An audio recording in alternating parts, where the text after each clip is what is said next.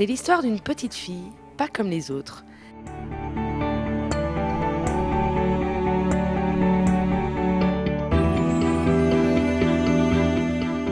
Mais qui veut avoir les mêmes chances que tous les autres enfants.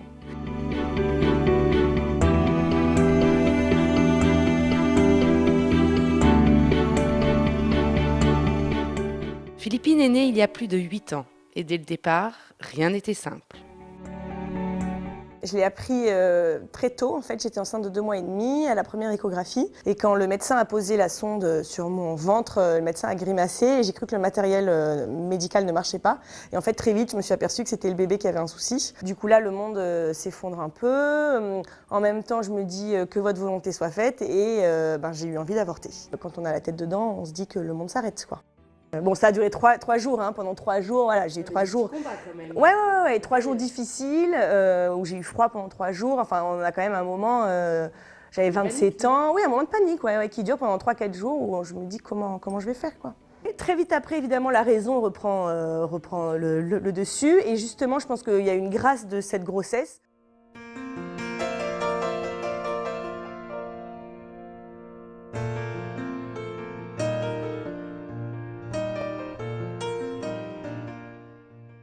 La vie de Philippine a ses hauts et ses bas, mais elle est ponctuée de beaucoup de rencontres qui vont faire germer une idée, un pari.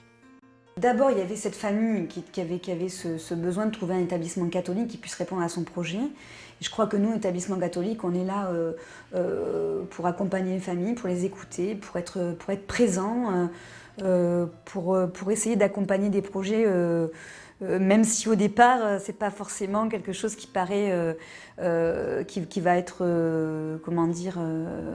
tout de suite réussi, quoi, on ne sait pas, hein.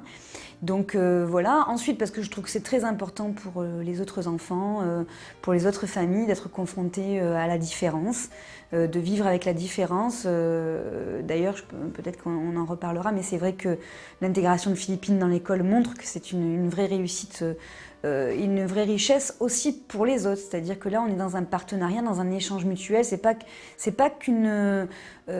que pour la famille de Philippine que c'est riche, en fait.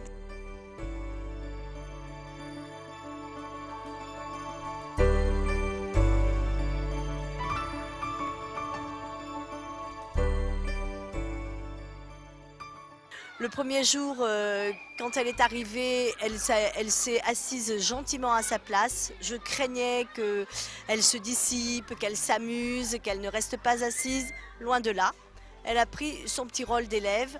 Elle n'a fait comme les autres. Il y a tout de suite eu une complicité entre plusieurs petites filles qui ont voulu un peu la materner, un peu s'aider, un peu l'aider. Et puis au final, Philippine joue avec les autres.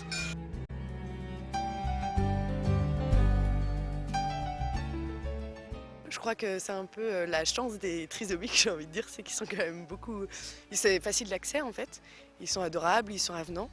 Et puis moi, c'est pas un handicap qui me faisait peur parce que je connaissais ce qu'était la trisomie 21. Donc ça s'est très bien passé et c'est une petite fille qui est extraordinaire. Donc du coup, on fait au jour le jour.